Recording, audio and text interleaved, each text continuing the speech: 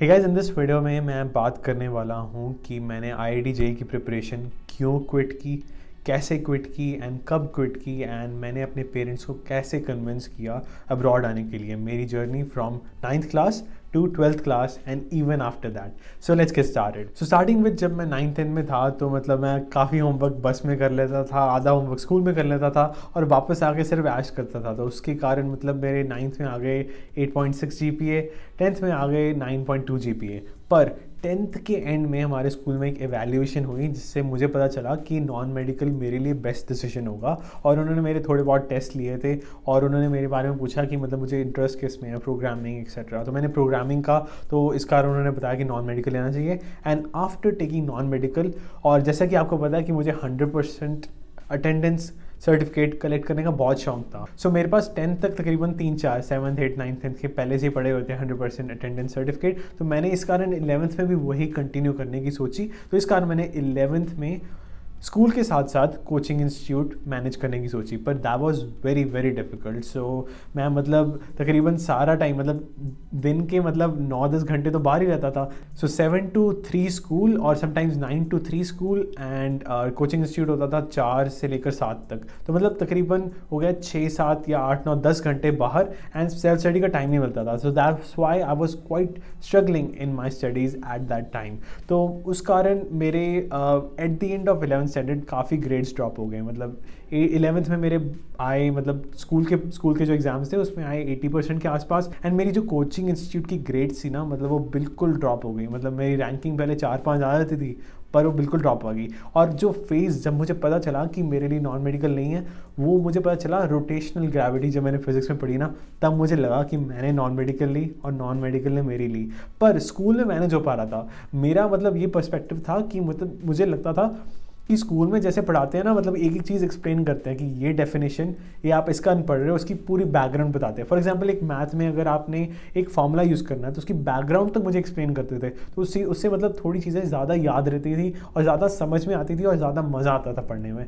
पर coaching institute में ना मतलब कि कहते थे कि ये डेरिवेशन है, ये आप खुद पढ़ लेना, और वोटिंग कराते थे। तो जो स्मार्ट होते हैं बच्चे वो तो कहते हैं कि मुझे आता है, पर मतलब हम मतलब हाथ खड़ा कर नहीं पाते थे। 1-2 बच्चों की मतलब पता है सुनने की। मतलब कोचिंग इंस्टीट्यूट मतलब जो ब्राइट स्टूडेंट्स को ना मतलब काफ़ी आगे तक लेके जाते हैं, और जो मतलब हाथ खड़ा करते हैं तो उनकी थोड़ी बहुत इंसल्ट हो जाती है और उनका थोड़ा साथ कम देते हैं। तो इस कारण मुझे मतलब कोचिंग इंस्टीट्यूट में इतना मज़ा नहीं आता था। एंड ऑल्सो लाइक वो बैकग्राउंड में मतलब कंप्लीट इन्फॉर्मेशन नहीं देते कि मतलब ये फॉर्मूला की डेरिवेशन क्या है and all that. And that's why I really like studying at school, और मुझे स्कूल मज़ा आ रहा था। And my grades at the end of 11th standard drop because I wasn't able to match both of these two things together.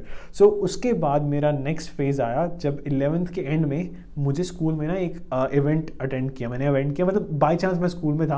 और आपको पता है ना, जैसे कि कोचिंग इंस्टीट्यूट्स कहते हैं कि स्कूल से एग्जाम्शन ले लो, मतलब डमी स्कूल में जाओ, स्कूल अटेंड करो ही ना, सिर्फ कोचिंग पे ध्यान दो। और वो बार बार कहते हैं IIT is the only option, और IIT और नथिंग।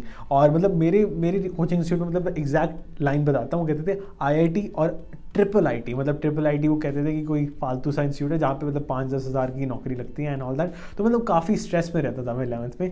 पर 12th में उस इवेंट में जब मुझे पता चला कि अगर मैं अब्रॉड जाता हूँ तो मैं चूज़ कर सकता हूँ कि मैं कंप्यूटर साइंस लूँगा। एंड ऑल्सो मुझे ये पता चला कि जो भी मतलब इंडिया में इंस्टीट्यूट्स हैं वहाँ पे जो लोग पढ़ने जाते हैं ना, एक तो ये होता है कि एक बंदा होमवर्क करता है और पूरे मतलब 50% इंडियन इंस्टीट्यूट्स में ऐसा होता है कि मतलब कि एक बच्चा होमवर्क करता है और बाकी सबके साथ शेयर कर देता है और वेरिएबल चेंज करके, छोटी मोटी चेंज करके मतलब सबमिट करके सारे बच्चे पास हो जाते हैं। एंड ऑल्सो कुछ ज़्यादा सीखने को नहीं मिलता। And on the top of that ये भी पता चला कि जो भी मतलब बच्चे मतलब जो भी वहाँ पे पढ़ते हैं, जैसे मैकेनिकल इंजीनियरिंग, सिविल इंजीनियरिंग, ये सारी डिग्रीज तो ले लेते हैं, पर बाद में जो 70% से ज़्यादा लोग ना जॉब्स करते हैं मैनेजमेंट में या फाइनेंस में, मतलब अपने रिलेटेड। मतलब ये 4 साल पढ़ने का फ़ायदा है कि अगर आप वो चीज़ें यूज़ ही नहीं करोगे बाद में। So that's why I wanted to go abroad. तो इस कारण मैंने अपने पेरेंट्स को कन्विंस करने की कोशिश की, पर पेरेंट्स ने कहा कि मतलब अफोर्ड कैसे करना, खर्चा काफ़ी ज़्यादा है। US का खर्चा जैसे आपको पता है 20 to 25 लाख पर सेमेस्टर, मतलब अगर स्कॉलरशिप नहीं मिलती है। सो that's why it was kind of difficult. And Canada का भी मतलब कुछ यूनिवर्सिटी सस्ती हैं पर कुछ का यही स्टैंडर्ड है। सो that's why it was difficult. पर मैंने अपने पेरेंट्स को कहा कि मैं स्टूडेंट लोन पे जाऊँगा, मुझे 1 साल की फ़ीस दे दो, मतलब स्टूडेंट लोन से जुगाड़ लगा के, बाकी मैं अपना 100% दे के मैनेज करने की पूरी कोशिश करूँगा। एंड यही मैंने किया। एंड इससे मेरे पेरेंट्स कन्विंस हो गए कि मैं अपना 100% देने के लिए तैयार हूँ। पर उन्हें लग रहा था कि अगर मैं कोचिंग में अच्छा नहीं कर रहा, स्कूल में अच्छा नहीं कर रहा, तो वहाँ पे जाके कैसे करूँगा। तो ये सबसे बड़ा चैलेंज था कि पेरेंट्स को कैसे मनाऊँ।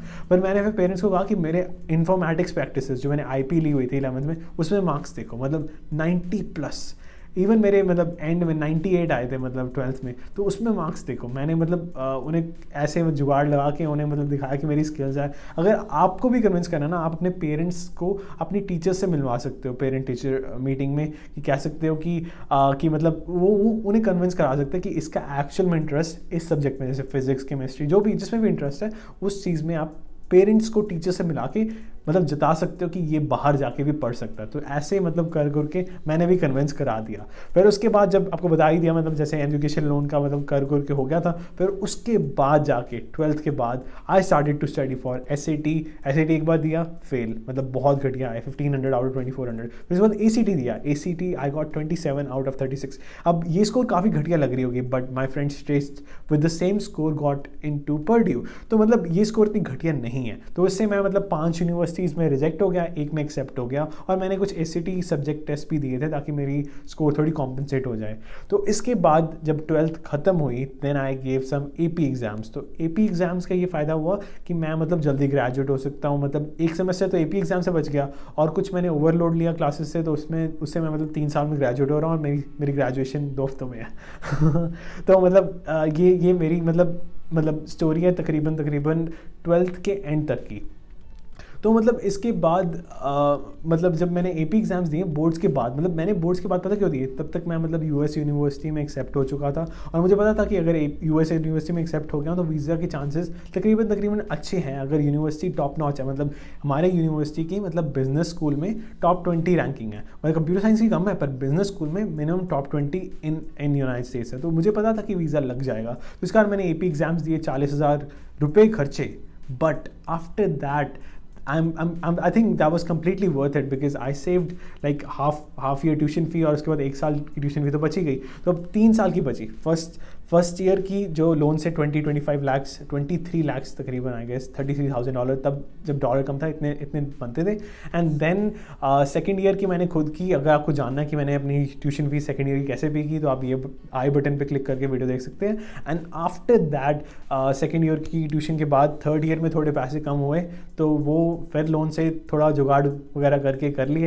एंड थर्ड ईयर के जो सेकेंड सेमेस्टर के तो फिर खुद कर ली हुई इंटर्नशिप से पैसे आ गए थे। मतलब जुगाड़ करके मतलब मैं कर ही लिया, मतलब 3 years ख़त्म हो ही गए हैं। एंड हमारी यूनिवर्सिटी में है कि आपको फुल वेवर मिलता है मास्टर्स के लिए, तो मतलब मास्टर्स अब फ्री में हो सकती है, मतलब अगर वेवर मिल जाए, मतलब कोशिश पूरी जा रही है, मतलब ट्यूशन फ़ी और फुल्ली फंडेड और स्टाइपेंड वगैरह हो जाए तो मतलब मास्टर्स यहाँ पे सेट हो जाएगी। मतलब ये मेरा पर्सपेक्टिव है। ये थी मेरी इंटायर स्टोरी, और मतलब एक कंक्लूजन में बताऊँगा कि एक इवेंट ने मेरी ज़िंदगी बदल दी। अगर वो इवेंट ना होता तो मतलब मेरे माइंड में कभी आता ही नहीं कि अब्रॉड जाना है। मैं अभी सबकी तरह रेस में लगा था कि JEE क्रैक करना है, और यही मेरी ऑप्शन है, क्योंकि कोचिंग इंस्टीट्यूट में मतलब यही कहा जाता था IIT और IIIT, या IIT या लाइफ इज़ हेल। तो मतलब ये काफ़ी डराने वाली चीज़ें हैं, मतलब इनसे दूर रहो। मतलब आपकी लाइफ में काफ़ी अपॉर्चुनिटीज़ आने वाली हैं, जो कि मैंने मतलब खुद देखी है। मैंने फ्रीलांसिंग की, काफ़ी चीज़ें एक्सप्लोर की हैं, और इसके आंसर आपको बाकी वीडियोज़ में मिल ही जाएंगे। तो आप आई बटन देख के इवन आप देख सकते हो कि 12th के बाद आपके पास कौन सी करियर